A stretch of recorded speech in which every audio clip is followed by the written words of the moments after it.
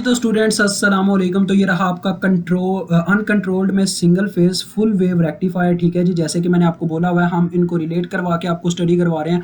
अब जो हमारा टॉपिक है वो फुल वेव के बारे में। हम ये कैसे जान पा रहे हैं ये फुल वेव है? आपको बताया था हाफ वेव की, तो मैंने जानकारी बता दी थी, यानी कि नेम मेंशन नहीं होता पेपर के अंदर क्वेश्चन में, तो आप कैसे वेरीफाई कर पाओगे कि वो फुल वेव है या नहीं? देखो बच्चों, सिंपल सी बात है। आपको अगर सर्किट गिवन है ना, तो सर्किट के अंदर अगर आपको इस तरह का सर्किट गिवन है, देखें आपको सर्किट भी याद करने पड़ेंगे। इसमें जरा गौर करें, अगर पॉजिटिव साइकिल आता है ना, तो देखें पॉजिटिव साइकिल आएगा, यहां से करंट फ्लो करना स्टार्ट करेगी। अब करंट को यहां पे दो रास्ते मिल रहे हैं, एक नीचे की तरफ एक ऊपर की तरफ। करंट क्या करेगी? दोनों तरफ जाने की कोशिश करेगी।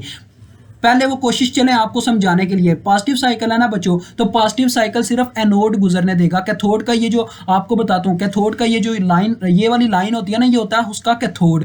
और ये जो डायोड का दूसरा होता है ना हिस्सा, जो मतलब कि ऐसे एरो जहां से ऐसे बना होता है, वो होता है उसका बच्चों एनोड। ठीक है, तो एनोड होता है पॉजिटिव और कैथोड होता है नेगेटिव। यानी कि एनोड पॉजिटिव होने की वजह से पॉजिटिव साइकिल को गुजरने देता है, और कैथोड नेगेटिव होने की वजह से नेगेटिव साइकिल को गुजरने देता है। समझ आ गई मेरी बात की? ये चक्कर है। तो देखो, जब पॉजिटिव साइकिल आया तो इस डायोड का हमारे पास क्या था, यहां पे इस साइड पे एनोड था, तो इसने करंट को गुजरने दिया, जबकि इसने उसको नॉक कर दिया। इसने बोला कि मैंने नहीं जाने देना क्योंकि उसका कैथोड ऊपर है, तो ये इसके लिए रिवर्स बायस हो गया। तो लिहाजा इसने हमारी करंट को गुजरने दिया। यहां से करंट गई आगे। करंट को देखें फिर से क्या हो रहा है जी, दो रास्ते मिल रहे हैं। जरा गौर करें, दो रास्ते।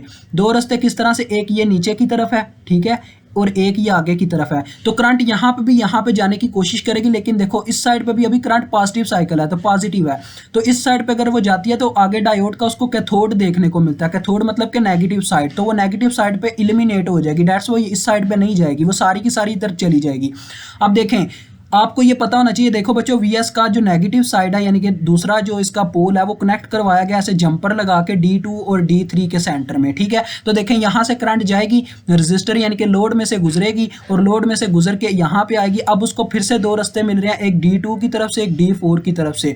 तो वो पता क्या करेगी, वो हमारे D4 की तरफ नहीं जाएगी, वो डायरेक्ट D2 की तरफ जाएगी। उसकी रीजन देखें, D4 की तरफ अगर वो जाती है तो बच्चों उसको कोई फायदा नहीं है, क्योंकि वो साइकिल फिर से शुरू हो जाएगा। तो वो D4 की तरफ नहीं जाएगी, उसने अब जाना नेगेटिव, यानी कि अपने पोल की तरफ वापस जाना जिस बैटरी में से वो आ रही है। डेट्स वो D2 में से गुजरेगी। तो देखें D2 में से ऐसे करंट गुजरेगी और यहां से ऐसे वापस चली जाएगी जंपर में से अपनी बैटरी में। तो ये साइकिल ऐसे चलता रहेगा पॉजिटिव साइड के लिए। ठीक है, पॉजिटिव साइड के लिए ये चलता रहेगा। अब देखो, नेगेटिव साइकिल जब आता है तो क्या होता है? देखिए नेगेटिव साइकिल मतलब कि अब माइनस का साइकिल, यानी कि ये वाला साइकिल आएगा। देखें ये हाफ साइकिल जब आएगा, ये हाफ साइकिल, ये नेगेटिव साइकिल होता है बच्चों करंट का। ठीक है, वोल्टेज की बात करो तो ये नेगेटिव साइकिल है। जब ये आएगा तो देखो अब ये नेगेटिव है, यहां पे जब आया तो उसने ऊपर जाने की कोशिश की, तो यहां पे पॉजिटिव है, वो एलिमिनेट कर देगा, वो डायोड 1 में से नहीं गुजर पाएगा। तो नेगेटिव साइकिल गुजरेगा D4 में से। तो देखो D4 में से गुजरा, आगे वो यहां पे आया, तो उसने देखा कि D2 ऊपर है, वो यहां पे जाने की कोशिश करेगा, वोल्टेज का नेगेटिव साइकिल,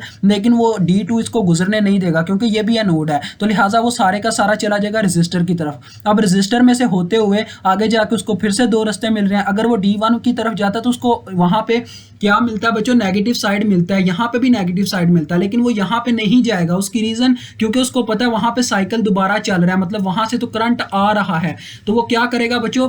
D3 वाला रास्ता चूज करके दोबारा नेगेटिव पोल में वापस जाएगा, यानी कि बैटरी की तरफ चला जाएगा। देखें यहां से आया, इसके नेगेटिव में से एंटर हुआ और इस वायर में से वापस चला गया। तो ऐसे दो साइकिल मुकम्मल होते हैं। और आपको नजर आ रहा है बच्चों कि एक बार भी ऐसा नहीं हुआ कि आपके डायोड्स ने क्या किया हो। डायोड बच्चों टर्न ऑन टर्न ऑफ हो रहे हैं, मतलब कि दो डायोड वर्क करते हैं, दो डायोड टर्न ऑफ हो जाते हैं, रिवर्स बायस्ड हो जाते हैं, लेकिन ये नहीं हो रहा कि आपके रजिस्टर तक, यानी कि आपके लोड तक बैटरी ना पहुंच रही हो, कोई करंट ना फ्लो कर रहा हो। दैट्स वाई इसको कहते हैं फुल वेव। इसमें हमने डायोड को इस तरह से सेट किया होता है कि हमारा पूरे का पूरा साइकिल लोड तक पहुंचता है। तो देखें ये आपको V0 वोल्टेज मिल रहे हैं अपने रजिस्टर के क्रॉस, जो कि देखें फुल वेव है, क्योंकि इसमें दोनों DC हमें जनरेट होकर मिल रहे हैं 0 से लेके 2π तक के एंगल तक। तो दैट्स वाई इसको फुल वेव कहा जाता है। ठीक है, यानी कि जिस मैं आपको थोड़ा सा यार जुगाड़ी तरीके में बताऊं, तो जहां पे सर्किट में सिंपल एक डायोड या एक थायरिस्टर लगा तो वो हाफ वेव है। उसकी रीजन मैंने आपको बताई है, क्योंकि वो सिर्फ एक ही साइकिल पास करने देगा। और जहां पे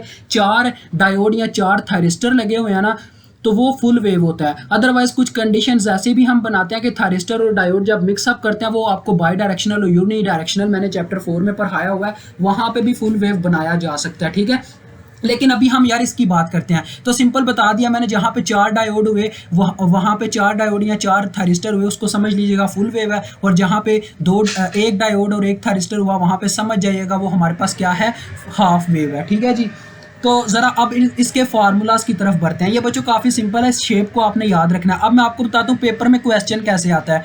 अब यहाँ पे देखें लिखा हुआ है LS is equal to 0 to illustrate the operational principle. अब यहाँ पे जो रजिस्टर लगा हुआ है ना, ये रजिस्टर को कांस्टेंट बनाया गया क्योंकि यहाँ पे वो बता रहा है यहाँ पे इंडक्टर ही लगा हुआ है, लेकिन उसको प्योर इंडक्टिव कह दिया गया, जीरो कह के, यानी कि उसकी इंडक्टेंस ना होने के बराबर है। दैट्स वाई वो सिर्फ एक लोड की तरह वर्क कर रही है। तो आपके ना पेपर में ना जब क्वेश्चन आएगा तो अगर इंडक्टिव लोड कहा जाता है ना कि single phase rectifier having a inductive load, यानी कि कहीं पे भी क्वेश्चन के अंदर इंडक्टिव लोड का जिक्र किया गया सिंगल फेज के साथ, तो समझ जाइएगा आपका क्वेश्चन कौन सा है बच्चों, आपका क्वेश्चन है simple single phase full wave rectifier. Okay हो गया। अब आगे आ जाएं, इसके फार्मूलाज आपको दिखाता हूँ। देखें इसमें वी नॉट एवरेज हमारे पास बराबर है बच्चों 0.9 times of V S R M S. ये मैंने ना इसका जुगाड़ ये लगाया हुआ है कि अगर आप हाफ वेव के फार्मूलाज याद रखते हो तो ये ना हाफ वेव का बच्चों डबल हो जाती है। हाफ वेव में हमारे पास वी नॉट एवरेज होती है 0.45 times of V S R M S. तो 0.45 को आप जरब दे के देखो 2 से तो आपको 0.9 मिलेगा। तो इसका अंदाजा आप इस तरह से लगा सकते हो, इसका तरीका यानी कि इसको याद रखने का। देखो इसके सर्किट ने क्या किया, पूरा साइकिल गुजरने दिया, यानी कि इसी वजह से हमें यानी कि 2 टाइम्स, यानी कि इसने क्या किया, आधा साइकिल फिर पूरा, मतलब कि 2 साइकिल गुजरने दिए हैं, साइकिल में से 2 पार्ट गुजरने दिए हैं, इस तरह से समझो। अगर एक साइकिल, वो प्रीवियस वाले सर्किट ने अगर एक साइकिल गुजरने दिया तो हमें आउटपुट में 0.45% मिला किसका बच्चों, यानी 45% मिला V S R M S value का। तो यानी अगर ये 2 साइकिल गुजरने देता तो यानी कि 45% का दुगना हमें मिलेगा V S R M S value का, यानी कि 0.45 को 2 से इसने जरब दे के वी नॉट एवरेज का फार्मूला बना दिया। और जो R M S output voltage का फार्मूला था हमारे पास बच्चों, वहां पे वो था V naught R M S is equal to 0.707 V S R M S. वो मैंने आपको बताया था, मैंने उनको सॉल्व करके ये चीजें निकाली हुई हैं। तो लिहाजा यहाँ पे भी बच्चों क्या होता है जी कि यहाँ पे ये मतलब कि टोटली तौर पे जब ये साइकिल को गुजरने देता है तो V naught R M S totally तौर पे बराबर हो जाती है इनपुट वाली वैल्यू के। ठीक है।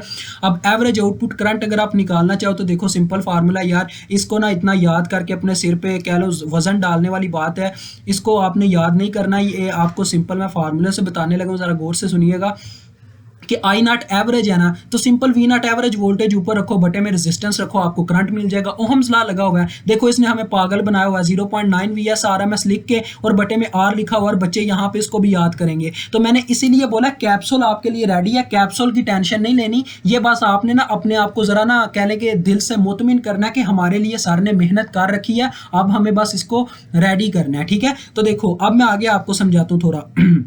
ये रिपल वोल्टेज का भी देखें वही फार्मूला है, इसको करने की कोई ज़रूरत नहीं है, ये फार्मूला बस आपने याद रखना है। ठीक है। तो लिहाजा average and RMS diode current ये थोड़ी नई चीज़ें आई हैं, इसमें आपको मैं बताता हूँ सिंपल। देखो यार डायोड टोटल 4 लगे हुए थे, तो 4 डायोड के लिए उसने पता क्या किया है, एट अ टाइम आपने एवरेज निकालनी है ना। देखें एवरेज के लिए क्या किया, एट अ टाइम आपको पता हो बच्चों, एट अ टाइम हमारे 2 डायोड ही वर्क कर रहे होते हैं हाफ साइकिल के अंदर। दैट्स वाई उसने एवरेज वैल्यू को 2 से डिवाइड किया। ठीक है। क्योंकि 2 डायोड के लिए मतलब कि हमने अगर एक डायोड की करंट निकालनी है तो 2 डायोड जब एक्टिव हो रहे हैं तो लिहाजा हम 2 पे डिवाइड करेंगे, यही रीजन है ना। तो देखिए आई नॉट एवरेज का वही उसने फार्मूला लगाया हुआ है, हमें बस पागल बनाया हुआ है कि 0.9 की जगह यार डायरेक्ट अगर तुम यही लिखो वी नॉट एवरेज ऊपर लिखो और बटे में हमें बता दो 2R फार्मूला है, तो क्यों हमें पागल बनाया जा रहा है। ये बस पागल बनाने की टेक्निकें हैं इनकी। ठीक है। पागल नहीं बनना, मैंने आपको बोला है जब क्वेश्चन करवाऊंगा तो ऐसे करवाऊंगा कि आपका दिल मुतमिन हो जाएगा। तो IRMS पीक ये करने का कोई फायदा नहीं है, इसको आपने हाथ भी नहीं लगाना, अपने जहन में भी नहीं बिठाना और इस पार्ट का भी कुछ नहीं करना। सिंपल याद रखो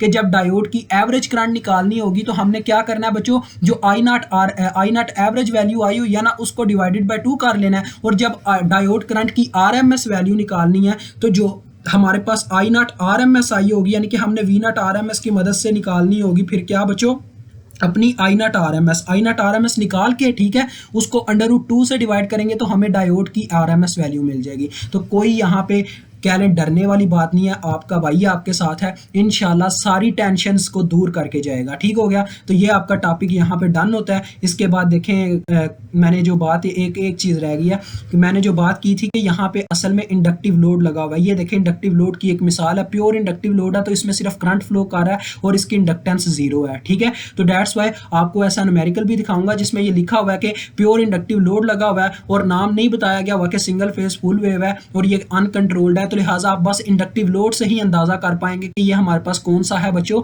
ये single phase full wave uncontrolled rectifier है। तो आपको इनकी शेप्स भी याद रखनी पड़ेंगी क्योंकि जब ये थ्योरेटिकल क्वेश्चन आता है तो इनकी शेप्स ही आपके साथ है, आपकी हेल्प करती हैं। ठीक है, तो इसमें देखें ये इसकी डायग्राम्स है। तो मुझे उम्मीद है आपको यार समझ आ गई होगी। अभी मुझे इजाज़त दें, खुदा हाफिज़।